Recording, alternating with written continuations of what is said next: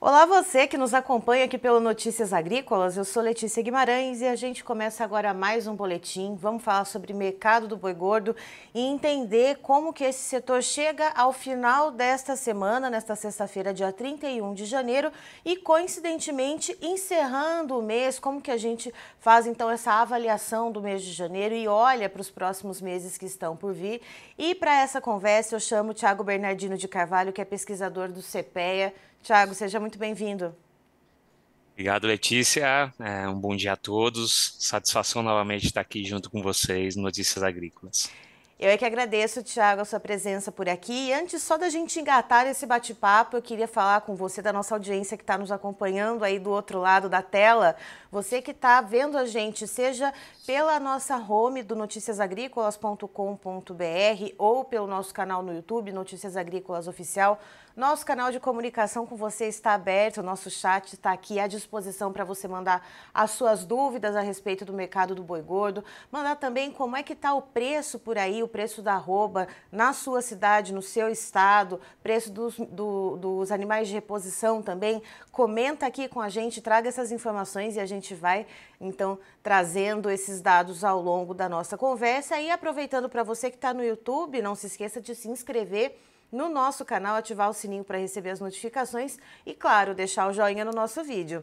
Tiago, então voltando ao nosso gancho inicial, como é que a gente chega nessa sexta-feira e como que a gente chega nesse final do mês de janeiro para o mercado do boi gordo?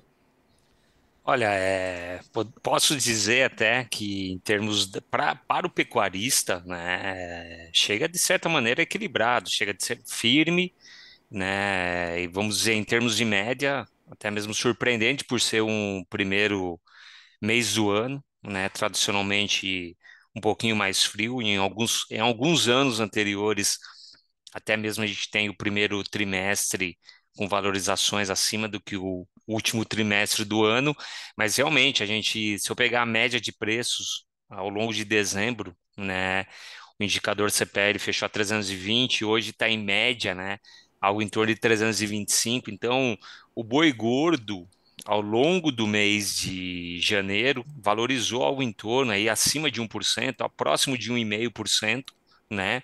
Enquanto que a carne desvalorizou. Então, de certa maneira, houve sim uma valorização ao produtor, isso acaba sendo benéfico, talvez não tanto quanto o produtor gostaria que valorizasse, mas a gente tem a carne aí recuando, né? Muitos aqui que estão acompanhando, né? Podem falar, puxa vida, Thiago, também valorizou muito. Sim, a carne ela começa o mês de janeiro cotado aqui no Atacado de São Paulo em torno de R$ 350 arroba, né? E tá terminando o mês, a carcaça casada cotada a algo em torno de R$ 337 arroba. Então, caiu algo em torno de R$ 13, né? E aí a gente tem, como eu disse, a arroba do boi gordo aí apresentando uma valorização ao longo de janeiro. Então, é um mercado interessante para o pecuarista, dado toda a situação, seja do mercado externo, a condição de pastagem, que isso favorece também a dinâmica de comercialização. Então, é um cenário bem mais equilibrado, bem interessante para o pecuarista.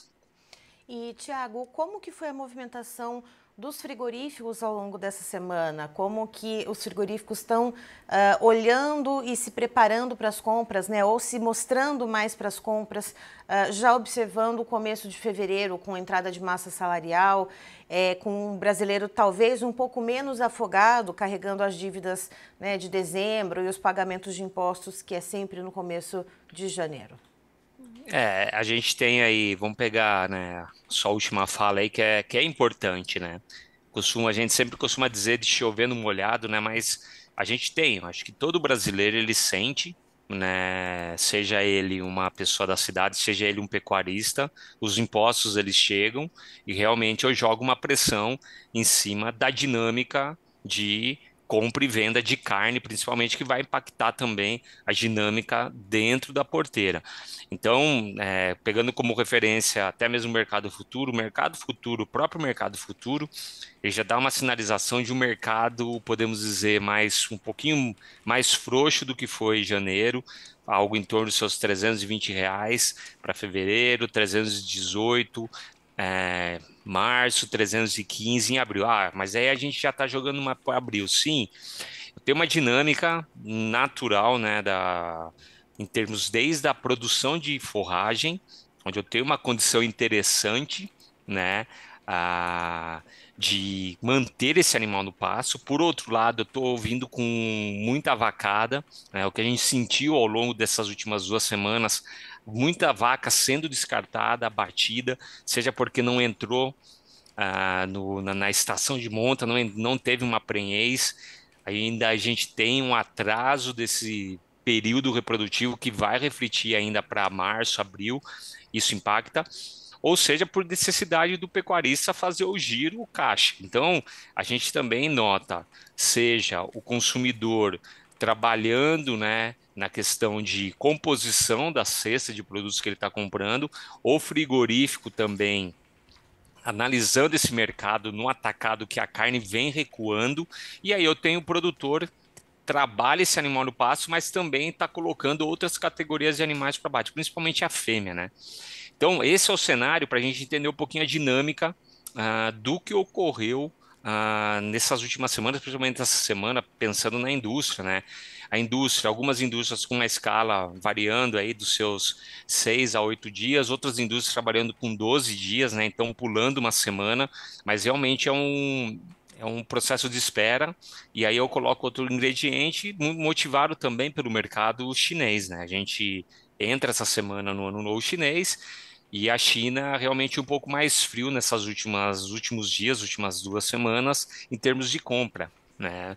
Ela é o grande player, o grande parceiro nosso, mas realmente vem numa toada um pouco menor nessas últimas 2 semanas. Então, isso ajuda a entender um pouquinho essa dinâmica do que foi a última semana de janeiro para o mercado pecuário. E, Tiago, a gente já vem de 2023 e ao longo de Hum. 2024 de um abate de fêmeas bastante expressivo. Esse ano de 2025 já era previsto a gente começar logo janeiro dando esse pontapé inicial, observando esse cenário que você trouxe de abate de fêmeas? Olha, o que é importante também pensar como ciclo, né? É claro que o ciclo pecuário ele ficou claro para todo mundo nos últimos anos. O ciclo pecuário ele encurtou, sim. A gente já teve a reversão do preço do bezerro, mas a gente sempre tem que lembrar, a gente carrega ao longo de 24 um período de seca que foi sério, tá? Isso atrasa a estação de monta, isso atrasa a estação reprodutiva, então a necessidade, isso impactou, né? Então é importante em algumas regiões. Poxa vida, Thiago, tá chovendo muito, muito. Sim, tá chovendo bastante em muitas regiões, mas atrasa, e aí eu tenho todo o perfil do pecuarista que precisa fazer o caixa, precisa fazer o giro, abrir espaço na fazenda. É claro, a gente não vai generalizar o Brasil como um todo, mas então quando a gente pensar isso daí, o abate de fêmeas já diminuiu, eu acredito que ainda assim, em relação aos últimos anos, sim, ele vai reduzir em 2025, mas a gente ainda tem um estoque de fêmea para sair nesse mercado. E é natural que 2025 a gente ainda observe isso. Como eu disse, menor do que foi 24 e 23. Isso daí acaba sendo claro, até pela redução do ciclo.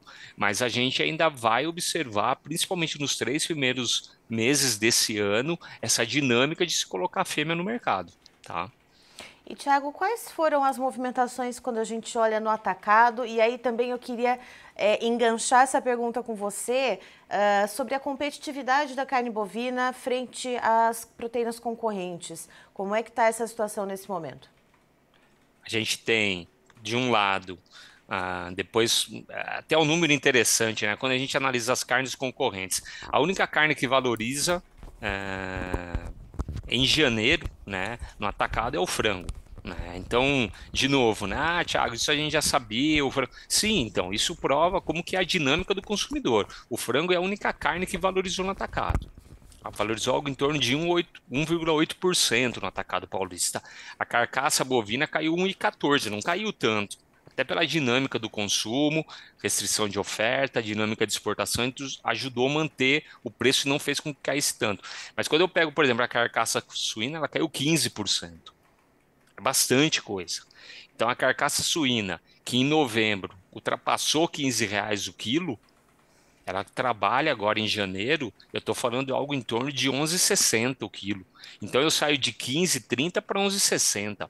Então é uma queda, eu coloco no mercado mais carne suína. Então, e isso também é importante a sua pergunta, Letícia, porque traz essa dinâmica para o mercado pecuário, na formação do preço. Eu tenho uma oferta maior de carne suína, ou eu tenho um consumidor já restringindo compra, tá, das demais carnes, o frango tendo uma valorização porque ele é muito mais barato, são R$ 8 o quilo, mas está muito próximo da carcaça suína que eu estou falando de 11,70, diferente dos 22,50 da carcaça bovina. Então eu tenho uma competitividade das duas grandes carnes concorrentes da carne bovina muito maior hoje em dia. A competitividade está melhor, está mais interessante comprar as outras carnes do que a carne bovina. É claro, preferência, gosto, tem dieta, tem tudo isso que vai fazer com que eu coma mais carne bovina, mas eu tenho que colocar isso sim nesse quebra-cabeça para entender essa dinâmica de precificação do boi gordo ao longo desses últimos 15 dias, sim. E, Tiago, a respeito do mercado de exportação, eu venho perguntando isso para vários analistas com os quais eu converso ao longo desses últimos dias aqui no Notícias Agrícolas. China está ali um pouco de fora das compras, justamente por causa do feriadão do Ano Novo Lunar. Compra o que tem que comprar, entra no feriadão, depois volta às compras. E aí eu queria saber de você em relação aos Estados Unidos, como é que fica a questão da entrada do Donald Trump? É esse questionamento que eu faço para os analistas que a gente tem trazido aqui no Notícias Agrícolas nos últimos dias. O governo do Donald Trump completou ontem 10 dias, né? E aí muitas conversas, muitas falas a respeito de taxações. E eu queria saber como que você está vendo essas movimentações, o que que você espera em relação à questão da carne bovina brasileira, sabendo, né, que os Estados Unidos está num momento de ciclo de baixa, está com problema com temperaturas muito baixas em áreas produtivas por lá. Como é que dá para se observar ou imaginar algum cenário possível para a questão de Brasil e Estados Unidos quando a gente fala em carne bovina?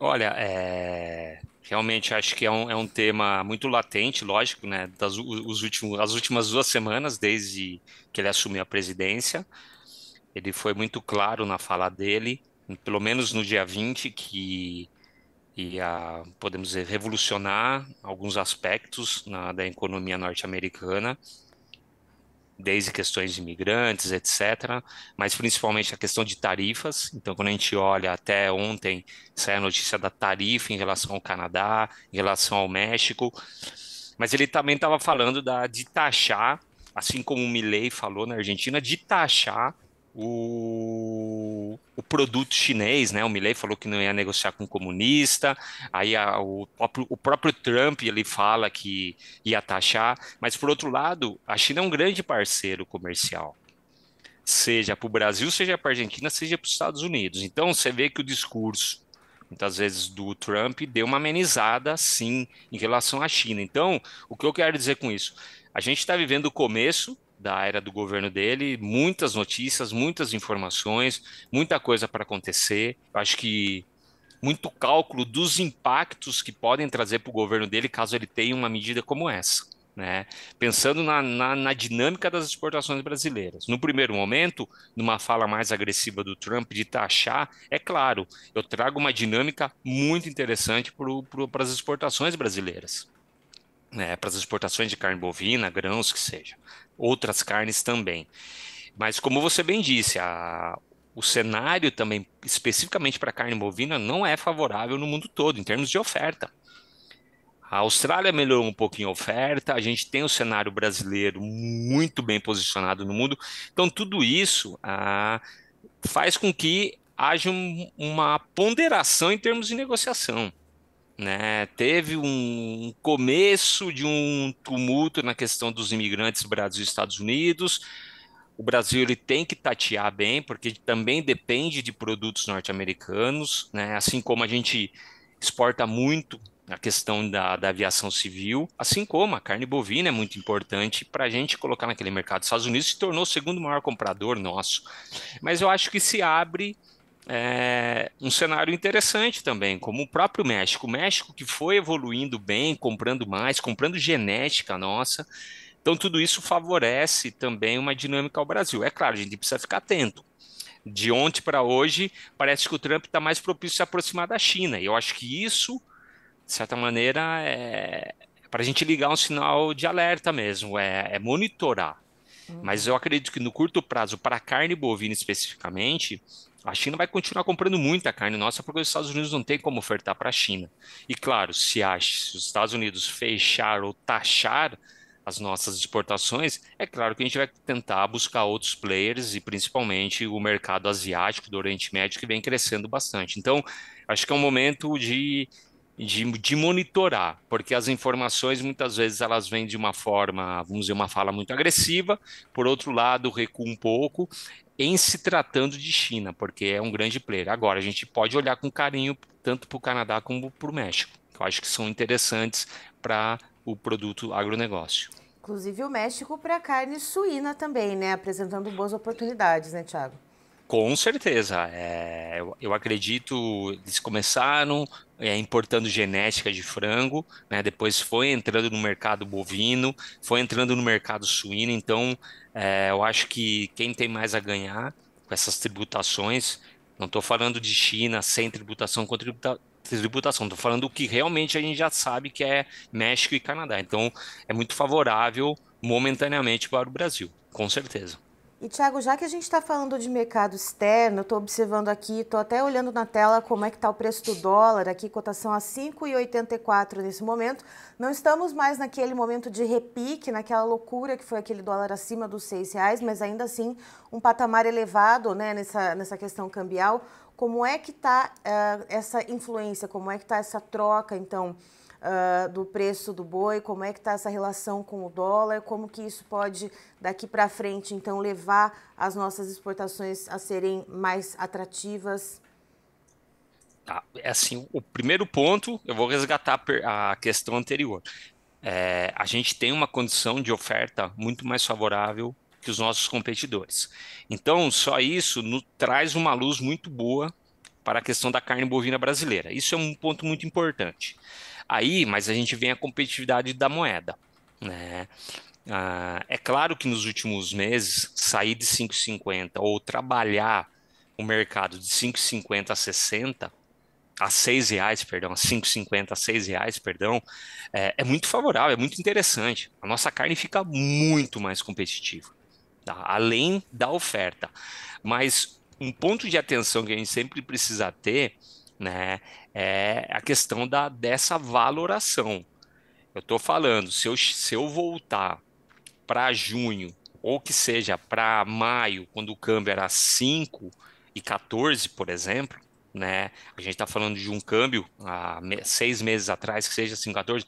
Eu estou falando de preços de hoje de uma arroba de US$ 63. Hoje a arroba está cotada em dólares a 54. Então, conforme o que eu quero trazer para vocês, conforme o câmbio, o real valoriza frente ao dólar, eu vou tirando aos poucos a competitividade brasileira. Claro, não é os R$ 40 para a gente falar derreter o preço, mas eu coloco sim esse ensejo. Vão haver países com poder de compra menor. Então, tudo isso ajuda a precificar também o boi gordo e a carne no mercado interno. Mas é claro, o câmbio ele está 5,80, né? Não acredito que ele vai derreter, né, mas voltar no 5,14 muito facilmente. Até as perspectivas, né, do mercado, da economia, que trabalhe nesse patamar. E algumas consultorias de 5,80 a 6,15. Então, eu acredito que o câmbio nesse patamar, ele ainda contribui e muito para as nossas exportações. E, Thiago, quais são as expectativas para a retomada da China às compras de carne bovina? O que se observa? A China está bem estocada. Vale lembrar também que a China ela tem aquela investigação correndo, né, que vai ser ao longo de 8 meses. A China implantou uma investigação, só para contextualizar quem está nos assistindo, no último dia 27 de dezembro, a respeito das importações feitas pela China de carne bovina, sobre as quantidades. Isso não vale só para o Brasil, essa investigação, são todos os players que exportam carne bovina para a China. E aí, Thiago, eu te pergunto, como que a China deve voltar desse feriadão? Deve vir com apetite moderado ou deve vir aí com bastante fome, o tigre chinês? Bom, né? A gente está no Ou ano a da serpente, serpente, né? né? É, pois é, né? E obviamente, metaforicamente, serpente, a gente tem que tomar um pouquinho de cuidado, né? Mas brincadeiras à parte, é claro, é o grande player. Como o Brasil precisa deles, eles precisam da gente. A gente evoluiu muito nessa parceria com a China, mas é claro que como um bom comerciante, ou quando a gente fala de compradores e vendedores, ela vai sempre negociar.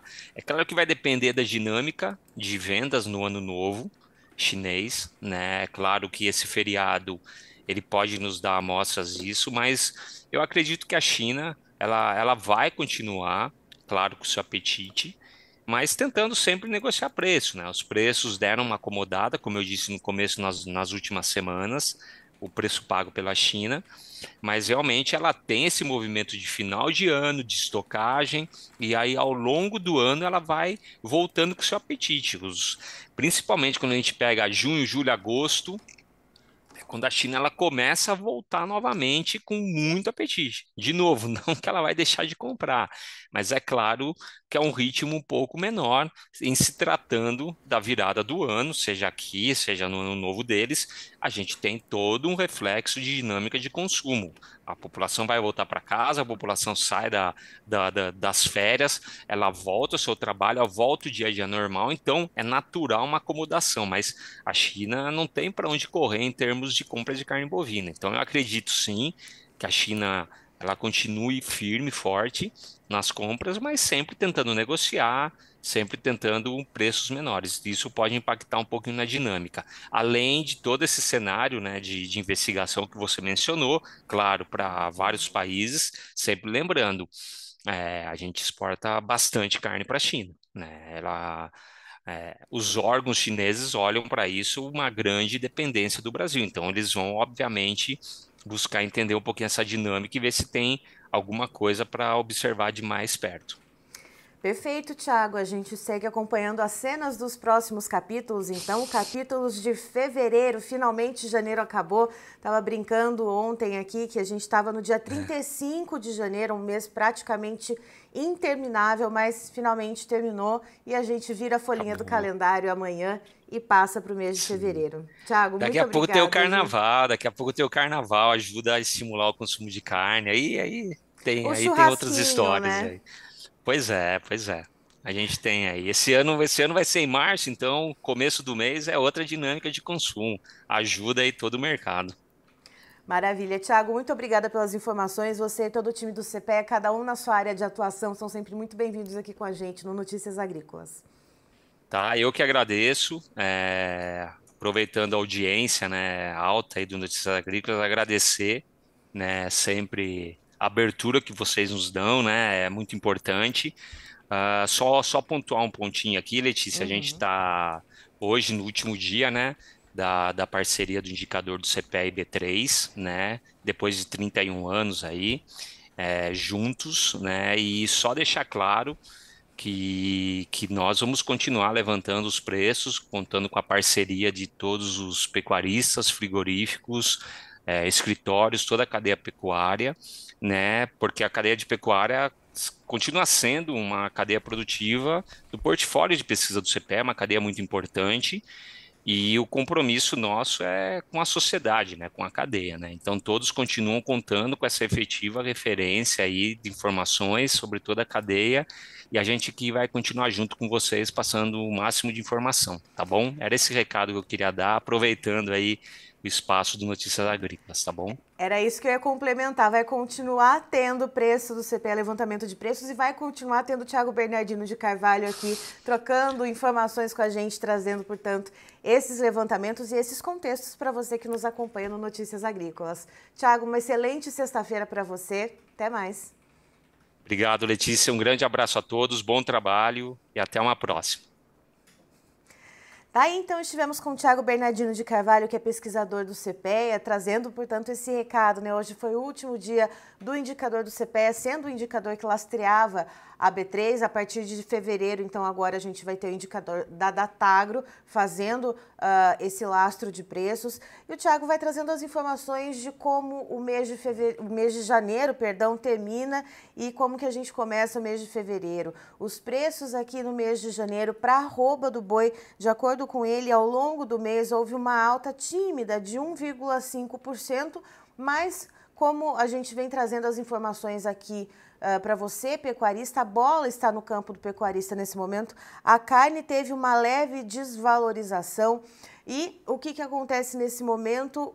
A carne bovina ela continua tendo menos competitividade frente às demais, mas os preços da arroba ainda seguem sustentados, o mercado físico ainda na casa dos R$ 325, ali paradinhos, portanto, é esse o valor que a gente tem. E eu vou pedir por gentileza para o Pedro, por favor, colocar os preços na tela.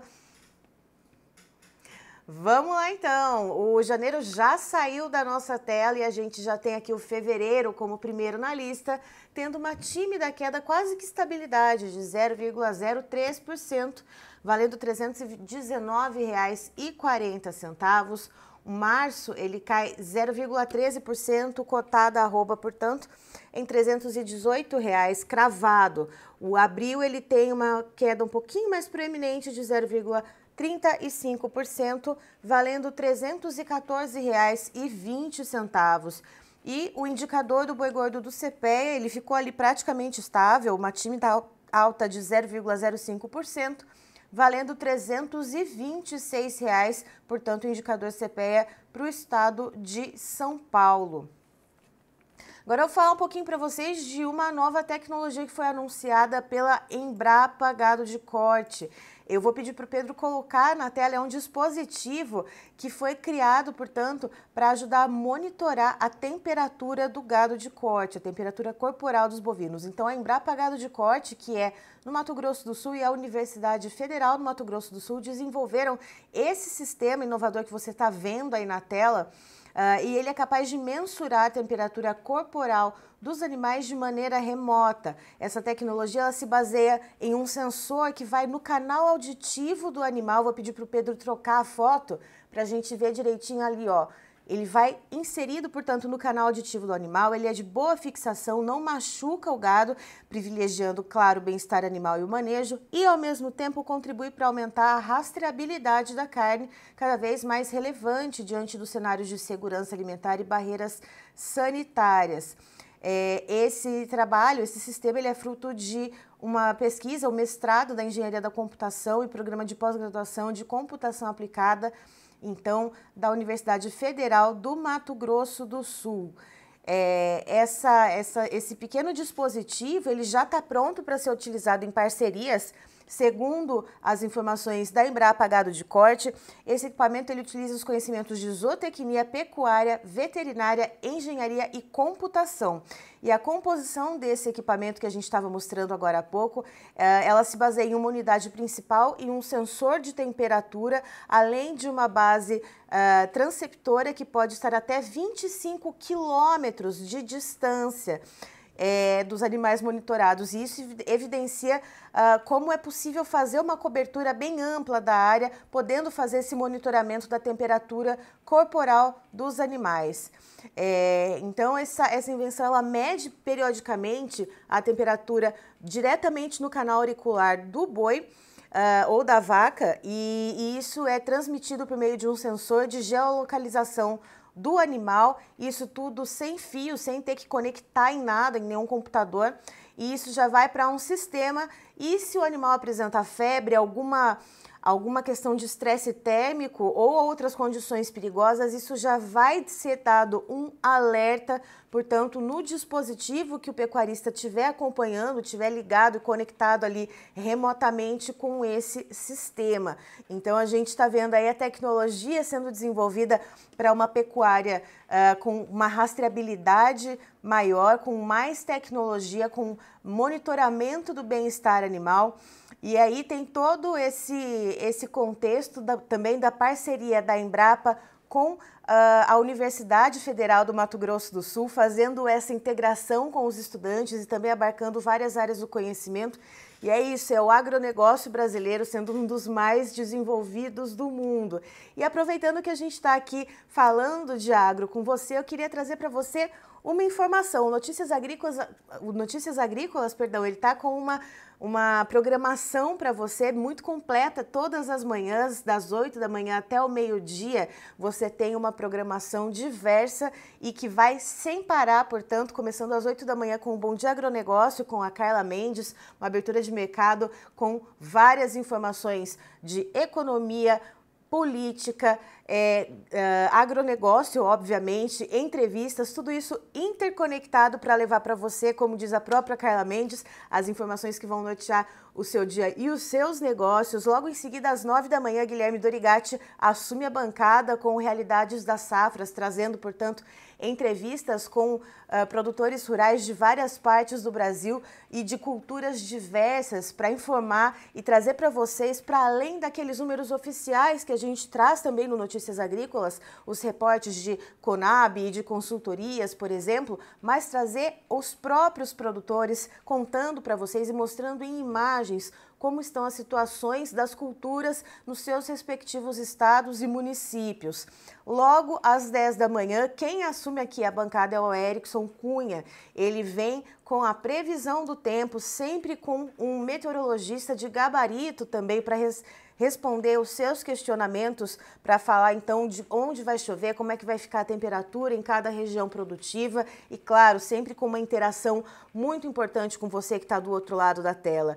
E às 11 horas da manhã, quem senta por aqui sou eu para conversar com vocês e sempre com um analista de mercado ou um pecuarista para a gente trazer as informações sobre o mercado do boi gordo, claro, uma parte importante do nosso agro brasileiro, e trazer para vocês a questão de preços, demanda interna, demanda externa, mercado de reposição, enfim, tudo que abarca esse setor que é tão importante para o agronegócio brasileiro. Eu encerro por aqui, já tem mais informação para você. Notícias Agrícolas, informação agro relevante e conectada.